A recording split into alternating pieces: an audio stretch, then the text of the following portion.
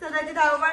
अचानक भयानक आमचा एक प्लॅन ठरलाय सुट्टीच्या दिवशी आणि आता आम्ही चाललो आहोत एका स्पेशल ठिकाणी. So stay tune. आज खूप छान छान आम्ही माऊला आमचं जुनं घर जिकडे होतं तो एरिया एक्सप्लोर करवणार आहे. भेटूयात थोड्याच वेळात. आणि या सर्वांमध्ये माऊ एक कॉन्स्टंट आहे की तिला काय घेणं देणं असतं. कुठे पण जा तिला मस्त आयतं आवरून भेटतं. मस्त तिथे सगळ्या सामान घेतलं जातं. आणि आज काय झालं, एक चप्पल घातली आणि एक चप्पल सोडून चालले आमची. तर नमस्कार मंडळींनो, आज आपण जाणार आहोत हैदराबादमध्ये होणाऱ्या एक भन्नाट आणि रंगीबेरंगी उत्सव, जे की म्हणजेच हैदराबादमध्ये होणारं काईट फेस्टिवल, जे की आहे 13 जानेवारीपासून ते 15 जानेवारीपर्यंत. आणि आमचा हा प्लॅन अचानक झाला, त्यामुळे आम्ही कार न नेता म्हटलं मनूची आपण पहिली मेट्रो राईड पण करूया. सो आम्ही आमचं ठरवलं की आपण मेट्रोने जाणार. आणि आम्ही जाता जाता आम्हाला मध्ये थोडा IT सेक्टर एरिया पण लागतो. आणि हे बघा, हवा लागत होती तर मनू कशी झोपी गेलेली आहे. हे आमच्या घराजवळचं सर्वात जवळचं मेट्रो स्टेशन दुर्गम चेरू. खूप जास्त गर्दीमुळे मला मधले शॉट नाही घेता आले. मग आम्ही चाललो या ठिकाणी जिथं पतंग उडताय. इकडे मेट्रो ही आहे ग्रीन लाईन. आणि आमचं जे घर होतं पहिले ते ह्या मेट्रोच्या त्या साईडला, म्हणजे जवळपास थोडंसं एक 500 मीटर अंतर यायचं. पण एकदम मस्त रूम होता. आणि आता इकडे बाबा ऑन ड्युटी आहे. आईची ड्युटी झाली आहे. आमची लाडू उठून गेली तिची. मस्त आहे ना, मेट्रोमध्ये झोप झाली ऑलरेडी. रिदा हॅलो, से हाय.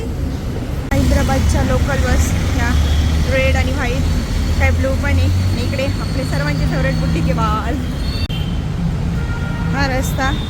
आणि आता आम्ही इकडनं बाय वॉक चाललो आहोत आमच्या डेस्टिनेशनपर्यंत. सूर्य जाणार आहे अस्ताला. आता वाजले असतील मे बी 4, 4:15. आणि गर्दी बऱ्यापैकी दिसते. चला, हैदराबादमधील one of the famous exhibition and one of the famous kite flying festival. Exhibition चालू आहेत परेड ग्राउंड येथे आणि त्याची एंट्री. सो हे आहे हैदराबादमधलं काईट फेस्टिवल. आणि काईट फेस्टिवल म्हणजे आकाशात प्रकाश आणि तंत्रज्ञानाची जादू, एक पाहण्याचा अद्भुत अनुभव. भारतासह विविध देशांमधून आलेले कलाकार या महोत्सवात सहभागी घेतात. काईट फेस्टिवल म्हणजे या उत्सवातल्या वेगवेगळ्या आकारच्या, रंगाच्या आणि डिझाईनच्या पतंगांनी संपूर्ण आकाश भरून जाते.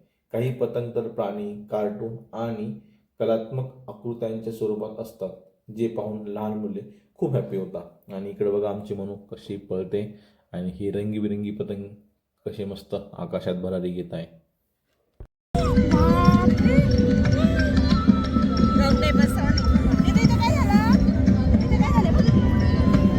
एक मी इंस्टाग्रामवर कॅप्शन वाचलं होतं मगाशी की पतंगांना माहीत असतं की मला काही कालावधीनंतर कचऱ्याच्या डब्यात जायचं आहे, तरीही पण ते आकाशात उंच भरारी घेत असतं. आणि आपल्याला माहीत नसतं की उद्या आपल्यासोबत काय होणार आहे, तरी आपण उद्याचा विचार करत जगत असतो. तर त्यापेक्षा आज पतंगासारखं उंच भरारी घ्या आणि आपला दिवस आजचा खूप सुखकर बना. तर तुम्हा सर्वांना मकर संक्रांतीच्या हार्दिक शुभेच्छा. आणि या एक्झिबिशनमध्ये भरपूर सारे फूड स्टॉल आहे. प्लस हाऊसवाईफने सुद्धा या टाईमला खूप सारे स्टॉल लावलेले आहेत. आणि इकडे साऊंड सिस्टम आहे, तिथं तुमचं आपलं कथक नृत्य होत आहे. आणि जर तुम्ही बघितलं तर बऱ्यापैकी क्राऊड आलेला आहे. आणि जसजशी इव्हिनिंग होते तर क्राऊड पण वाढतोय आणि खूप चांगल्या चांगल्या पतंग हे आकाशात भरारी घेत आहे. आता आम्ही चाललेलो आहोत हैदराबाद टी स्टेशन येथे, कारण मस्त आपला इव्हिनिंगचा टाइम झालाय आणि चहाला आपण मिस करू असं कधीच होणार नाही. हे बघा, आता मस्त चहा पिऊ आणि मग पुढचं एक्झिबिशन एन्जॉय करूया. आम्ही ते चहा घेतला तर चहा अतिशय खूप सुंदर होता, मस्त चहा होता. इथं आम्ही आता फ्रूट सॅलड घेत आहे.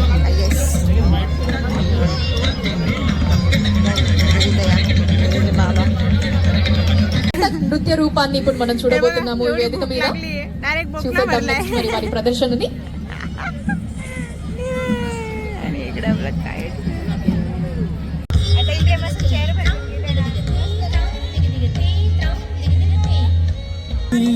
मांग तुलसीदास कर जोगे बस ही राम सिया समोगे आणि इकडे ह्या 3 पतंगी एकात एक अटकल्या होत्या, 2 फिश आणि वरची एक पतंग.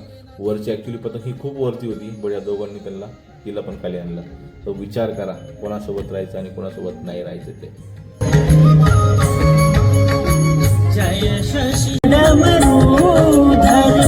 जय जय प्रेमकार हरे.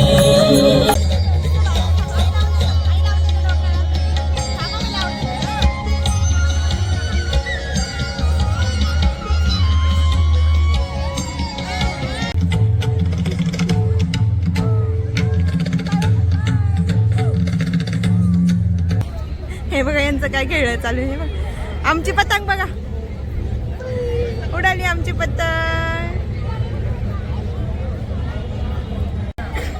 आणि आम्ही घेत आहे हे नायट्रोजन बलून्स. हे बघा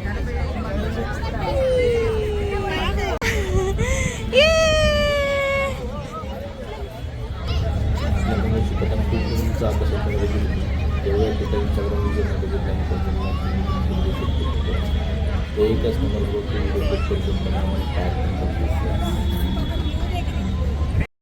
जसं की मी तुम्हाला मागे सांगितलं की इथं भरपूर सारे स्टॉल लागलेले आणि हे सगळे हाऊसवाईफ जे आहे की ज्यांनी घरगुती स्टॉल लावलेले, खूप सारे स्टॉल आहे.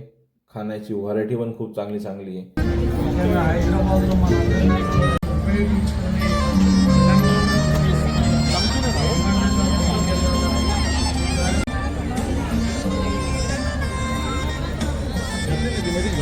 आमच्यापेक्षा आमची म्हणून एवढी फेमस आहे ना की ती कुठं गेल्यानंतर कोणाचं अट्रॅक्शन घेतेच आणि सगळ्यांशी चांगली ओळख करते.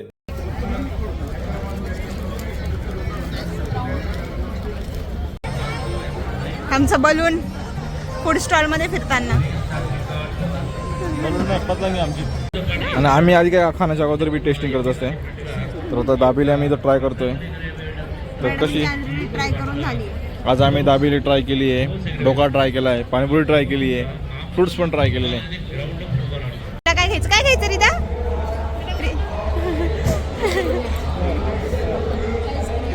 हे एक्झिबिशन इकडे तुम्ही बघू शकता.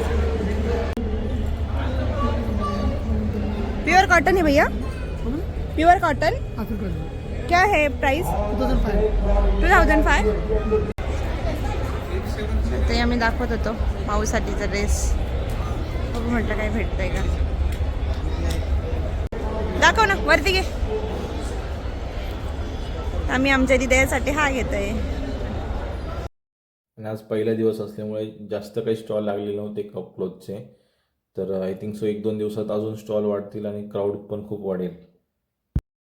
बाबा बघ में रखना पड़ेगा, कभी भी यूज करने का एक पैसा नॉर्मली बाहर रख सकते हैं.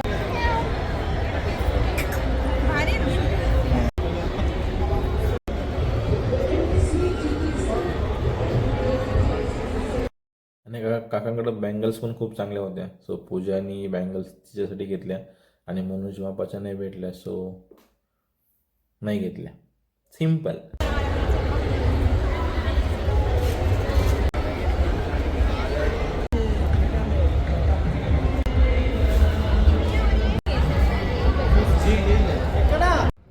मनोला आज खूप पायी चालत होतं. सो ती कडेवर जास्त राहत नव्हती आणि खाली चालत होती. आणि एवढं आहे का ती रस्ता चुकत नव्हती, ती आमच्या मागे मागे मागे मागे मागे जायची. तर तिने आज खूप सारा एन्जॉय केला.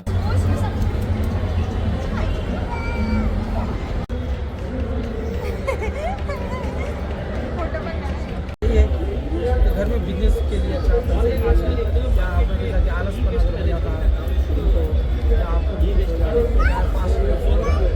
टाइम पे करना उसके लिए ये अच्छा रहता है, एनर्जेटिक रहता है, एनर्जी आता है.